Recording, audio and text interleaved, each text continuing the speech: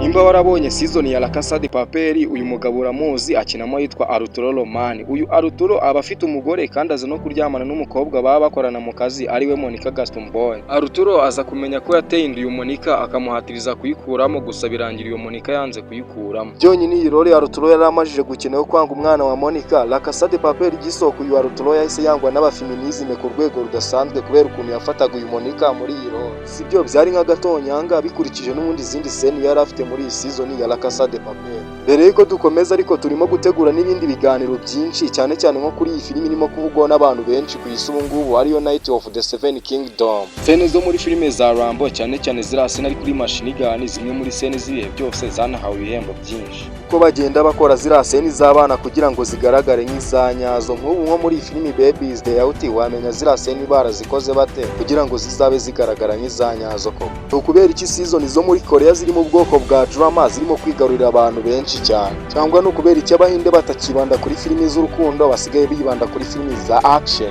Wowe icyo tugusaba ni ugukomeza kubana natwe, reka twigarukire kuri ba bakinnyi bagiye bakina scene bikarangira banzwe na societe ku rwego ruri hejuru. Izindi role uyu Arturo yari afite muri filimi ya La Casa de Papel, yari afitemo role zo gusunikira abantu kwigaragambya, bimwe mu bintu byatumaga buriya bujura bugenda nabi. Iyi season ya La Casa igisohoka uyu Arturo yaragiye yangwa na societe ku rwego ruri hejuru ku buryo yari asigaye ava mu rugo rwe wagiye nko gutembera ku muhanda abantu bakamutuka birengagije yuko ari script yakurikizaga ariko director yari yamusabye.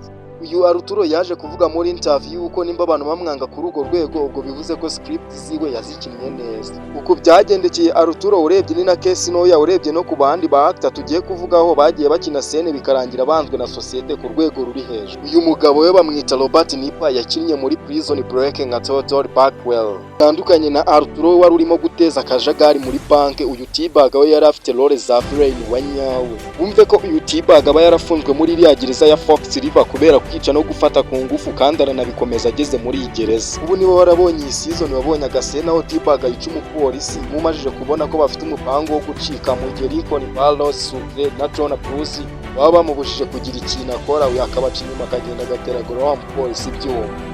Wumve ko uyu T-Bag yagombaga gukina season imwe ya Prison Break ariko ukuntu yakinnye role ziwe neza byaje kurangira zose azikinnyemo. Season ya mbere na season ya kabiri bigisohoka uyu T-Bag abantu baragiye baramwanga baranamutinya ku rwego ruri hejuru. Wumve ko atasohokeraga ahantu hari abantu benshi nko muri restaurant kuko abantu baramubonaga bagahita bamwikanga kugira ngo atabagirira nabi. Abafana sinzi ukuntu tumeze, wumve ko byageze kure abafana bakazajya bamwandikira ku mbuga nkoranyambaga ziwe bamusaba kugabanya ubugome. Uyu T-Bag yaje kuvuga muri interview ko bimushimisha kubona abantu bamutinya kuri urwo rwego, ubwo bivuze ko scene ziwe yazikinnye neza. Gusa nubwo byagenze gutyo umugabo yaje gukorera akayabo k'amafaranga muri izi filimi, ibaze ko hari episode imwe yakinaga bakamwishyura 50,000 kuri episode imwe gusa. Uyu musore we bamwita Jack Gleason, yafatwa nk'umuntu wa mbere wanzwe mu mateka ya sinema kubera role yakinnye. Nimba warabonye iyi season ya Game of Thrones, uyu musore wamubonyemo akinamo yitwa Joffrey Baratheon. Joffrey Nizi aba ari umwami ukiri mutoya unafite ubugome bw'indengakamere unakora ibikorwa biri violence.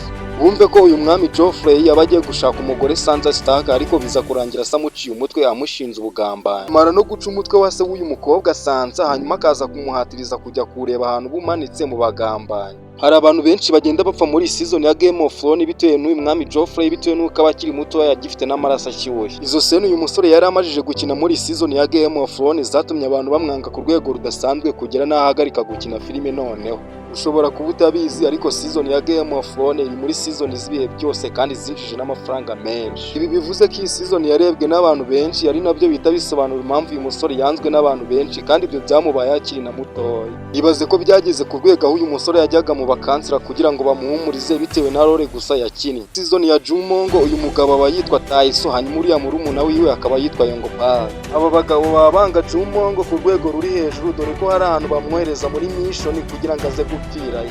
Ubu niwe wararebye iyi season wabonye agasena aho Jumongo Yongo Park na Taiso bajya gushaka umuheto w'abakurambere uba warahishwe mu misozi. Mu kujya gushaka uwo muheto uyu Taiso na murumuna we baza gusiga mu mashamba Jumongo bizera kaza kuhaburira ubuzima. Si ibyo gusa uyu mugabo Taiso aza gutuma umukobwa ukundana na Jumongo ari we Sosiono ashyingiranwa n'undi mugabo, dore ko aba arimo gutinya ko yazashyingiranwa n'uyu Taiso mu gihe Jumongo aba yarabuze. Izo scene bano bagabo bari bamajije gukina zatumye bangwa na societe ku rwego rudasanzwe cyane cyane ku mugabane wa imbabazi. Aba bagabo ni abahanga, mbere yuko bajya gukina zino seni babanje kujya imbere ya public basaba imbabazi, bavuga ko bagiye gukina sene mbi. Biyexcusinze ku baturage ko azaba ari script bazaba barimo gukurikiza, ntibazabyegereza umutima. Iyi season ikimara gusohoka bino bintu byatanze umusaruro ku rwego rudasanzwe, dore ko abantu bari baramaze kwakira ko bano bantu bazakina role mbi.